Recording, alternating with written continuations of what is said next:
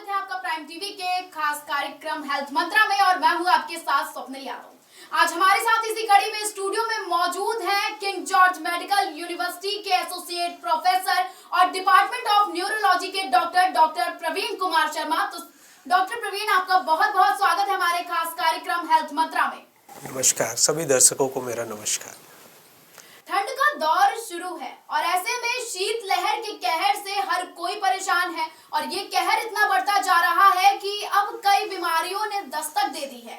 ऐसे में एक बीमारी स्ट्रोक ने लोगों को काफी ज्यादा परेशान कर रखा है। तो आज अपने कार्यक्रम के जरिए हम आपको स्ट्रोक से जुड़ी सारी जानकारी अपने डॉक्टर के माध्यम से आप तक पहुंचाएंगे। तो डॉक्टर प्रवीण, जैसा कि देखा है कि स्ट्रोक का जो इस्तेमाल है, कई बार हम सुनते हैं मरीजों में स्ट्रोक की समस्या ठंड के दरमियान बढ़ती है। तो हम सबसे पहले जानना चाहेंगे कि स्ट्रोक क्या है और कैसे पता चलता है कि स्ट्रोक हुआ है। जी, बहुत अच्छा सवाल है। मेरा ख्याल कि सभी जनमानस को हार्ट अटैक के बारे में पता होगा। हार्ट अटैक एक बीमारी है जिसपे कि हार्ट की मांसपेशियों को जो खून की सप्लाई करती है धमनियाँ, उनमें ब्लॉकेज आ जाने की वजह से हार्ट काम करना बंद करता है या हार्ट अटैक होता है। उसके बारे में हमको पता है। एग्जैक्टली सेम चीज़ ब्रेन के साथ में होती है। ब्रेन को जो खून का प्रवाह करने वाली धमनियाँ हैं, अगर उसमें किसी वजह से ब्लॉक हो गया, खून का प्रवाह आगे होना रुक गया या खून का नस फट गया जिसकी वजह से वहाँ पे क्लॉट हो गया, जमा हो गया, तो ये बीमारी या इस कंडीशन को स्ट्रोक कहते हैं। इसका दूसरा नाम ब्रेन अटैक भी है। जैसे हार्ट अटैक होता है, हम इसके लिए ब्रेन अटैक टर्मिनोलॉजी भी यूज़ करते हैं। तो ये तो बात रही कि स्ट्रोक क्या होता है। जी। अब डॉक्टर प्रवीण, हम जानना चाहेंगे कि स्ट्रोक के संकेत क्या होते हैं। हम कैसे पहचानें कि हमें स्ट्रोक हुआ है और ये स्ट्रोक के संकेत हैं। हाँ, ये भी बड़ा महत्वपूर्ण सवाल है। बिकॉज़ ये देखने में आता है कि स्ट्रोक के जो लक्षण हैं, जो मरीजों में जैसे सामने आते हैं, तो वो उसको एक बड़ा ट्रिवियल सा सिम्टम समझ करके इग्नोर कर देते हैं, है ना, और वो आगे चल करके खतरा हो सकता है। तो स्ट्रोक के लक्षणों में 4 चीज़ें बहुत अच्छे से ध्यान में रखनी है। जो फेस है उसका अचानक से टेढ़ा हो जाना। दूसरा, हाथ या पैर में किसी वजह से कमजोरी आ जाना। एकदम से आपको लगे कि हाथ ने काम करना बंद कर दिया या पैर ने काम करना बंद कर दिया। आवाज़ में परिवर्तन आ जाना, बोल नहीं पा रहे हैं, समझ नहीं पा रहे हैं, ऐसी चीज़ होना। या अचानक से बैलेंस नहीं बन पा रहा है, कि चलने फिरने में बैलेंस नहीं बन पा रहा है। ये लक्षण अगर आ रहे हैं तो ये स्ट्रोक हो सकता है। और जैसा मैंने बताया कि स्ट्रोक का कारण जो है खून के नस में ब्लॉकेज की, खून का प्रवाह रुकने की वजह से होता है। तो इसका जो लक्षण है ये एकदम से इंस्टेंटेनियसली आएगा।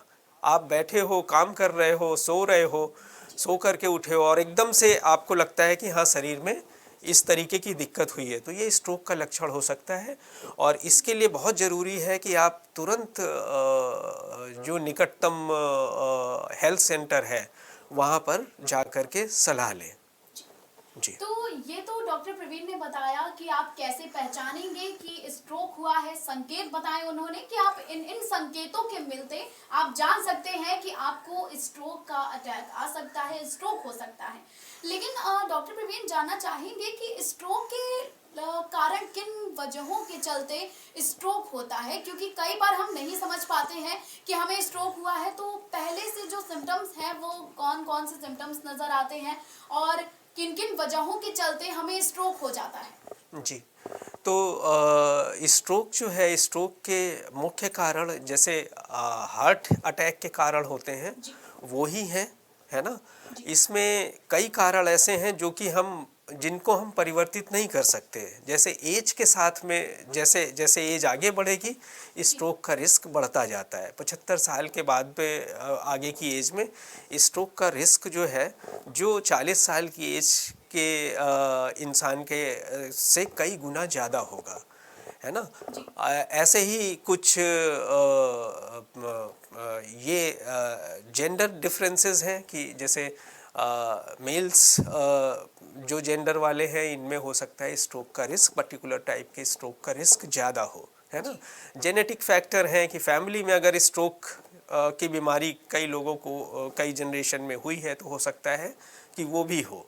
और एथनिसिटी भी डिपेंड करती है कि आप यूरोपियन जो पॉपुलेशन है, वाइट पॉपुलेशन है, उसमें स्ट्रोक का रिस्क, और जैसे ये एशियन पॉपुलेशन है इसमें स्ट्रोक का रिस्क ज़्यादा है उनके कंपैरिजन में। लेकिन इसके अलावा बहुत सारे मॉडिफाइबल फैक्टर हैं जिनको हम अपने लाइफस्टाइल से मॉडिफाई कर सकते हैं या जिनको हम दवा से ट्रीट कर सकते हैं। इसमें सबसे मुख्य कारण जो है वो ब्लड प्रेशर की बीमारी का है। ब्लड प्रेशर जिनको है तो ब्लड प्रेशर से 3 से 5 गुना रिस्क स्ट्रोक होने का बढ़ जाता है फ्यूचर में अगर ये अनियंत्रित है तो। डायबिटीज़ एक दूसरा कारण है। डायबिटीज़ अगर अनियंत्रित है तो 2 से 3 गुना रिस्क स्ट्रोक होने का बढ़ जाता है ना। ब्लड में जो कोलेस्ट्रॉल की बीमारी होती है जिसको डिस्लिपिडीमिया कहते हैं, अगर अनियंत्रित है तो इससे स्ट्रोक का रिस्क बढ़ जाता है, 2 गुना हो जाता है। ऐसे ही ओबेसिटी है, फिज़िकल इनएक्टिविटी है तो वो भी स्ट्रोक का रिस्क करीब 2 गुना बढ़ा देती है। इसके अलावा स्मोकिंग, काफ़ी ज़्यादा अल्कोहल कंजम्पशन करना, तो ये स्ट्रोक का रिस्क बढ़ा देते हैं। और हार्ट की जिनको बीमारी होती है, हार्ट की जो एक रिदम है, जिस रेट पे हार्ट ब्लड पंप करता है, उसकी बीमारी होने की वजह से भी स्ट्रोक का रिस्क बढ़ जाता है। वो 5 से 10 गुना तक भी हो सकता है ना। तो ये कई सारे कारण हैं स्ट्रोक के जिनसे स्ट्रोक हो सकता है। एक महत्वपूर्ण बात ये है कि स्ट्रोक जो है वो अलग अलग तरीके से हो सकता है प्रेजेंट करे, कि किसी को वीकनेस हुआ और थोड़ी देर में वो ठीक हो गया। तो ये स्ट्रोक के एक प्रेजेंटेशन का तरीका हो सकता है, बिकॉज़ ये जो अपने आप ठीक हो गया ये एक वार्निंग साइन है कि आगे के दिनों में एक मेजर स्ट्रोक हो सकता है। तो अगर किसी को छोटा सा स्ट्रोक हुआ है ना, और वो ठीक हो गया है, तो इसको आप गंभीरता पूर्वक लें और तुरंत डॉक्टर से सलाह लें, परामर्श करें, है ना। उसमें कई सारी जांचें होना, रिस्क कितना है स्ट्रोक का आगे देखा जाना ज़रूरी रहता है, और उसके हिसाब से दवा देनी है नहीं देनी है वो डॉक्टर डिसाइड करता है। जी डॉक्टर प्रवीण, जैसे कि आपने जिक्र किया आयु और वर्ग को लेकर, हाँ। तो एक सवाल आया है मेरे दिमाग में कि किन किन आयु में स्ट्रोक का खतरा ज़्यादा बढ़ता है, क्योंकि अब बच्चों में भी ये समस्याएं कहीं ना कहीं देखने को मिल रही हैं, और वर्ग की बात की जाए तो किसमें रिस्क फैक्टर ज़्यादा होता है? जो बच्चे हैं, बच्चों में स्ट्रोक के पूरी तरीके से अलग कारण हो सकते हैं, और बच्चों में जो स्ट्रोक है वो कई सारे, जैसे इन्फेक्शन है, ब्रेन के इन्फेक्शन है, उसके चलते हो सकते हैं। उनको हो सकता है पैदाइशी कुछ धमनियों की, रक्त वाहिनी धमनियों की एबनॉर्मेलिटी हो जिसके चलते स्ट्रोक हो सकता है, या खून की बीमारियां हो सकती हैं जिसके चलते स्ट्रोक हो सकता है। वो अलग कारण होते हैं। लेकिन जो ये सारे यूजुअल कारण हैं ये एडल्ट्स में देखने को मिलता है। अभी आज के समय में ये स्मोकिंग वगैरह का काफ़ी जैसे प्रचलन होने की वजह से जो यंग एज के बच्चे हैं ये टोबैको या स्मोकिंग या अल्कोहल कंजम्पशन काफ़ी ज़्यादा इसकी आदतों में आते हैं, तो इनमें भी ये रिस्क बढ़ता जाता है। इन्फेक्शन की वजह से स्ट्रोक होने का रिस्क हमारे पर्टिकुलर इंडियन पॉपुलेशन में थोड़ा ब्रेन के इन्फेक्शन, जैसे ब्रेन का टीबी हो गया या दूसरी तरीके की मेनिंजाइटिस वगैरह हो गई, तो उसमें स्ट्रोक का खतरा रहता है साथ में, धमनियों में सूजन की वजह से।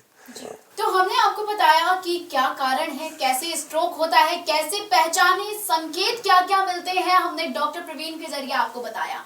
तो मिलते हैं आपसे छोटे से ब्रेक के बाद।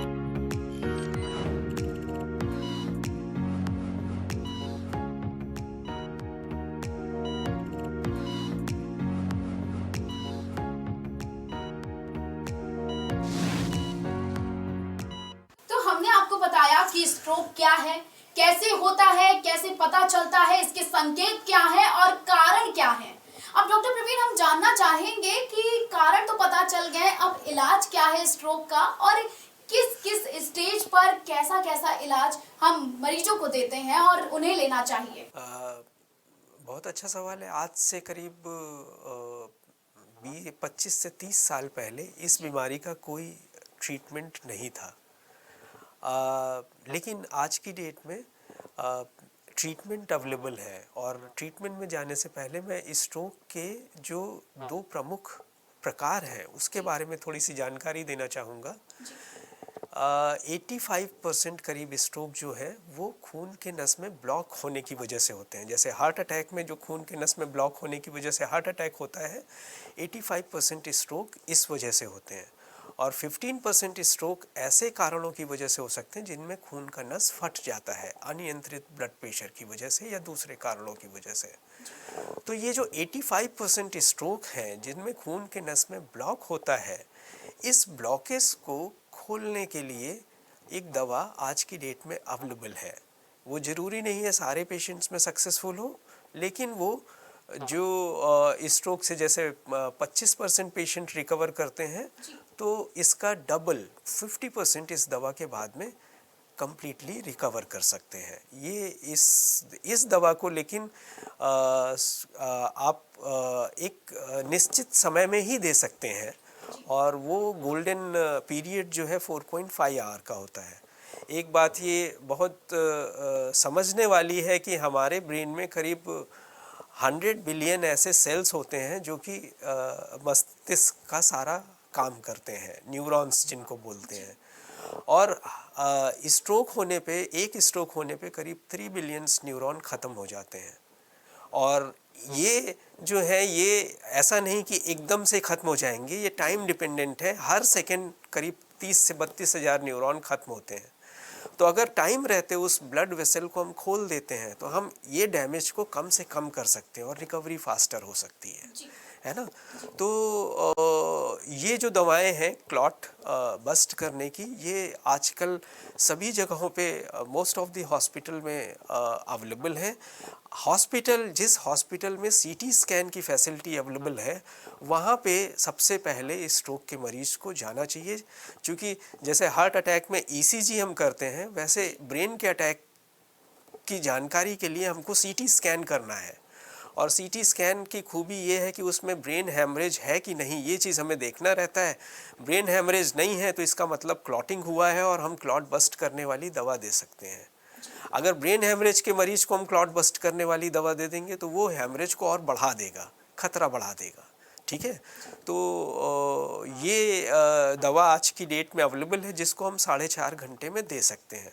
ब्रेन हैमरेज के जो मरीज स्ट्रोक के होते हैं, इसका अभी भी कोई इफ़ेक्टिव ट्रीटमेंट आज की डेट में नहीं है। इस पे शोध लगातार चल रहे हैं कि कोई दवा ऐसी आ जाए जो ब्रेन हैमरेज को किसी तरीके से लिमिट कर सके और रिकवरी फास्ट कर सके, लेकिन अभी इसका कोई इफ़ेक्टिव ट्रीटमेंट नहीं है। लेकिन जैसे मैंने बताया, 85% स्ट्रोक जो है क्लॉटिंग, नस बंद हो जाने की वजह से होते हैं, उसका इफ़ेक्टिव ट्रीटमेंट है। तो डॉक्टर प्रवीण से हमने जाना कि इलाज क्या है, उन्होंने प्रकारों के हिसाब से, यानी कि स्ट्रोक के टाइप्स के हिसाब से बताया कि आप कौन सा इलाज ले सकते हैं, क्या आपके लिए बेहतर रहेगा, कौन सी दवाई आपके लिए बेहतर रहेगी।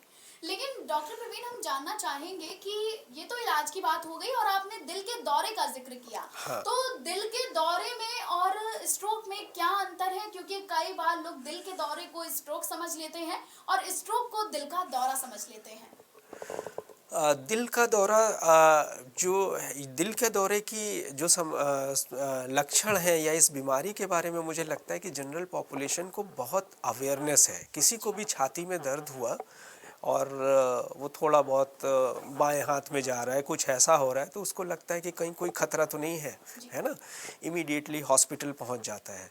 लेकिन ब्रेन के जो अटैक के लक्षण हैं, स्ट्रोक के लक्षण हैं, वो बहुत मामूली से होते हैं कि हाथ में आपको सुन्नपन लग रहा है कि हाथ ने काम करना बंद कर दिया, एंड व्हेन यू और थोड़ी देर में ठीक हो गया, कुछ ऐसा लगा। लेकिन वो एक लक्षण है कि आगे खतरा है, आपको किसी की सलाह लेनी है। बात करते हुए अचानक आपको लगा कि बोल ही नहीं पा रहे हैं या सामने वाला क्या बोल रहा है हमको समझ नहीं आ रहा है ना? और ये चीज़ बनी हुई है और ये चीज़ जो है ये चीज़ आपके लिए डिसेबलिंग है। आप जो नॉर्मल काम जैसा आप कर रहे हो उस चीज़ को नहीं कर पा रहे हो, है ना? तो इसका मतलब ये लक्षण स्ट्रोक का हो सकता है और तुरंत कंसल्ट करना है ना? हार्ट अटैक का लक्षण छाती का दर्द होना है, सांस फूलना है एकदम से, वो अपरेंट दिखाई देता है और हार्ट अटैक के बारे में लोगों को अवेयरनेस काफ़ी है कि वो कितना लाइफ थ्रेटनिंग है ना? ऐसे ही स्ट्रोक भी लाइफ थ्रेटनिंग है लेकिन स्ट्रोक के बारे में अवेयरनेस कम है और इसके ट्रीटमेंट अवेलेबल होने के बारे में अवेयरनेस कम है।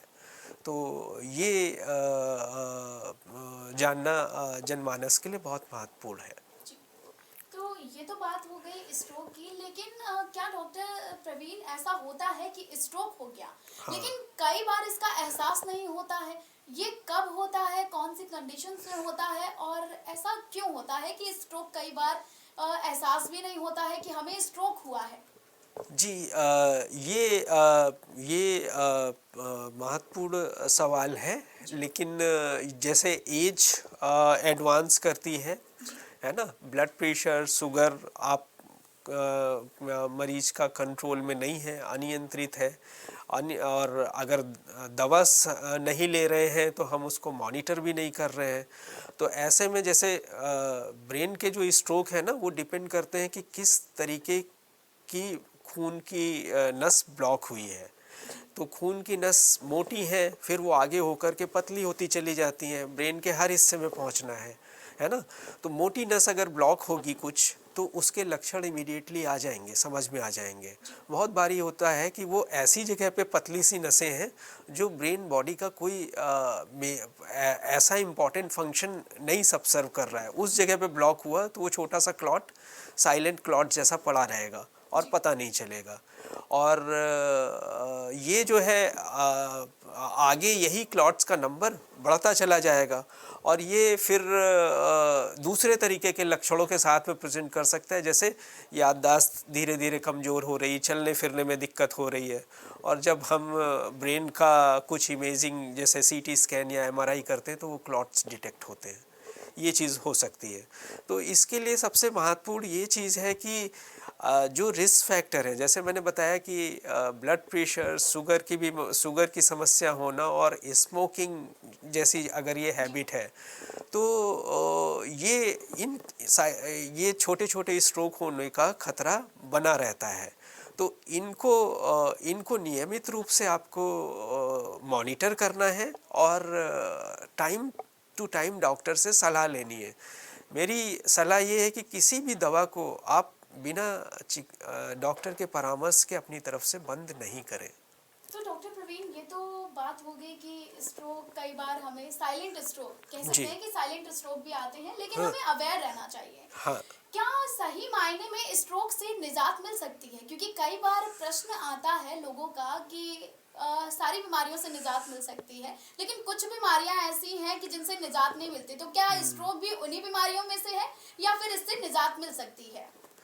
देखिए, न्यूरोलॉजिकल इलनेसेस जो है, most of the neurological illnesses 80 to 90% इनका कोई क्योर 100% क्योर नहीं है, लेकिन इनका इफ़ेक्टिव ट्रीटमेंट वो काफ़ी सारी बीमारियों का है। स्ट्रोक एक वैसी चीज़ है, अब जैसे कई सारे फैक्टर हम प्रिवेंट कर सकते हैं, कई सारे फैक्टर हम प्रिवेंट नहीं कर सकते हैं, है ना? तो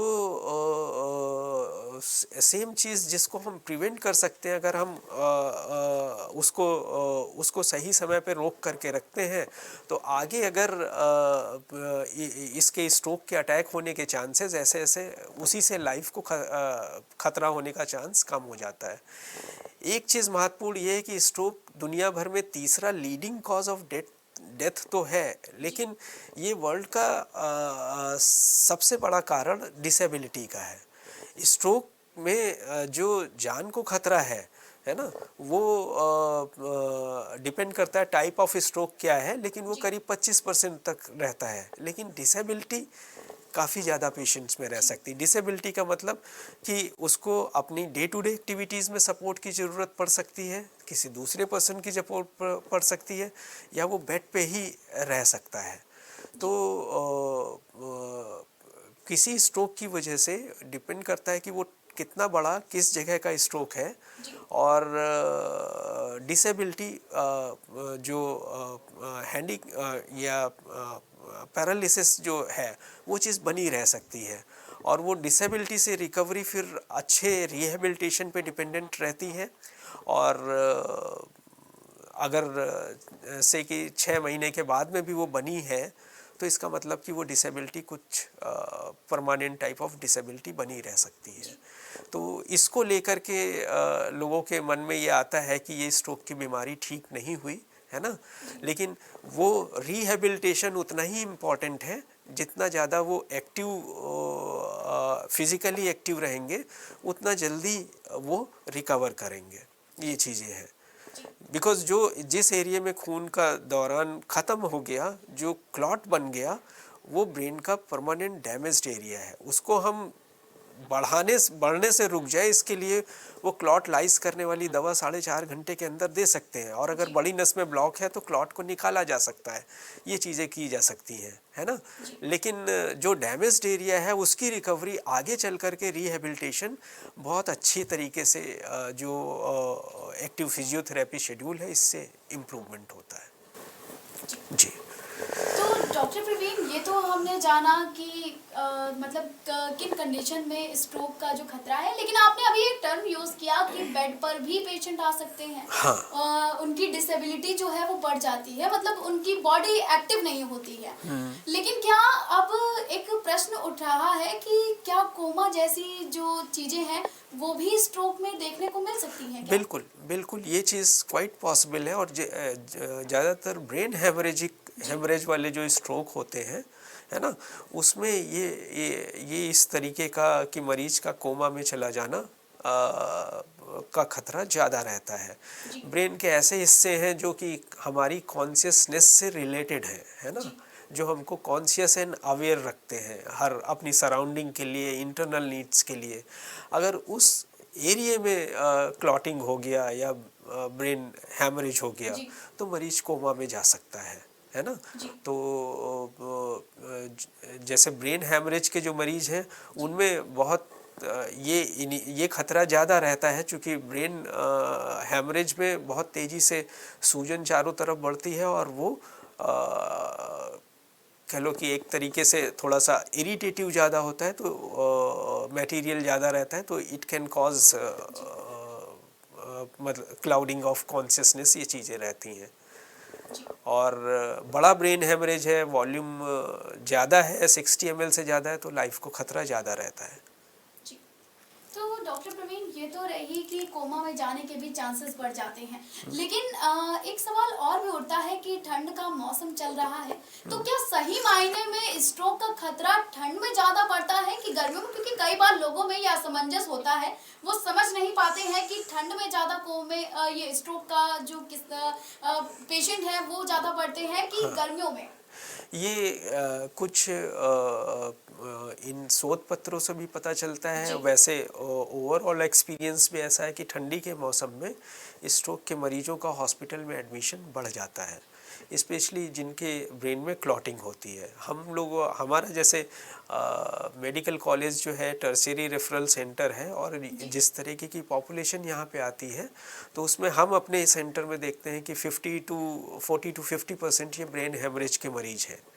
तो इनके जो ठंड में जो कारण हैं वो वही रहते हैं जिनसे स्ट्रोक का रिस्क बढ़ता है। मुझे ये लगता है कि इनका जो कंट्रोल है, जैसे ब्लड प्रेशर का अनियंत्रित होना, है ना, शुगर का अनियंत्रित होना, फिजिकली इनएक्टिव होना या स्मोकिंग ज़्यादा करना, ये चीज़ें इस रिस्क को ठंड में बढ़ा देती हैं, जिसकी वजह से ये मरीजों में हम ज़्यादा स्ट्रोक के अटैक ठंड में देखते हैं और ज़्यादा मरीज हॉस्पिटल में आते हैं। तो ये तो बात हो गई ठंड के लिए डॉक्टर प्रवीण, लेकिन अगर बात की जाए कि कई बार सवाल हमारे पास एक आया है मेल के जरिए कि प्रेगनेंसी के दरमियान क्या महिलाओं में स्ट्रोक का खतरा ज़्यादा बढ़ जाता है? प्रेगनेंसी के दौरान जो स्पेशली थर्ड ट्राइमेस्टर है, जो लास्ट ट्राइमेस्टर है और 1 महीने तक पोस्ट प्रेगनेंसी, इस पीरियड में ब्लड के क्लॉटिंग की टेंडेंसी उन गर्भवती महिलाओं में ज़्यादा रहती है ना। तो इसलिए उस पीरियड में अगर जैसे ब्लड प्रेशर बढ़ा हुआ है, ये चीज़ें हैं, तो वो बड़ा ध्यान देने वाली चीज़ें, और ये क्लॉटिंग की कंडीशन ज़्यादा होने की वजह से स्ट्रोक का रिस्क पेरीपार्टम पीरियड में या इस पर्टिकुलर पीरियड में ज़्यादा होता है। तो ये चीज़ें बड़ा ध्यान रखने वाली है कि जो लास्ट ट्राइमेस्टर है, आखिरी का तीसरा महीना है और 1 महीने तक का जो पीरियड है बर्थ, चाइल्ड बर्थ के बाद का, इस पीरियड में अगर किसी तरीके की कोई समस्या है तो उससे डॉक्टर से सही समय पे परामर्श लें, है ना। इस पीरियड में क्लॉटिंग की टेंडेंसी ज़्यादा रहती है, इसलिए स्ट्रोक का खतरा रहता है, ज़्यादा रहता है। किसी भी तरीके की दवा अगर किसी वजह से यूज़ कर रहे हैं तो वो भी डॉक्टर को इन्फॉर्म करना चाहिए, बिकॉज कुछ दवाएं भी स्ट्रोक का रिस्क बढ़ा देती हैं। तो ये तो बात रही कि स्ट्रोक से निजात कैसे मिल सकती है, कारण क्या होते हैं और कैसे पहचाने कि हमें स्ट्रोक हुआ है। लेकिन हम बात करें लाइफ स्टाइल को लेके डॉक्टर प्रवीण, तो लाइफ स्टाइल को कैसे रखना चाहिए कि हम इन सभी बीमारियों से बच सके, खान पान कैसा रखना चाहिए? जी, ये आज के समय में बहुत ही महत्वपूर्ण है, बिकॉज़ जितना हाईटेक हम होते जा रहे हैं उतना ज़्यादा हम फिज़िकली इनएक्टिव होते जा रहे हैं, है ना। जैसे पहले मोस्ट ऑफ द टाइम हम अपने रिक्रिएशन के लिए बाहर खेलने में बिताते थे, अब हम वो टाइम अपना जो है गैजेट्स पे बिताते हैं, उसमें कि हम फ़ोन पे या वीडियो कंसोल पे हम गेम खेल रहे हैं या इन सब चीज़ों में बिताते हैं। तो फिज़िकल एक्टिविटी एक बहुत इम्पॉर्टेंट फैक्टर है। हर दिन करीब आधे घंटे की हाई इंटेंसिटी फिज़िकल एक्टिविटी हमको करनी चाहिए, ठीक है। भले ही हम मॉर्निंग वॉक करके या रनिंग करके या घर में ये चीज़ करें, हफ्ते में 5 दिन तो एटलीस्ट ये होना ही चाहिए। से कि अगर हमारा ऑफिस मल्टी स्टोरी बिल्डिंग में है तो मे बी कि हम सीढ़ियाँ इंस्टेड ऑफ लिफ्ट हम सीढ़ियाँ ऊपर नीचे कर लेंगे, तब भी ये फिज़िकल एक्टिविटी हो जाएगी।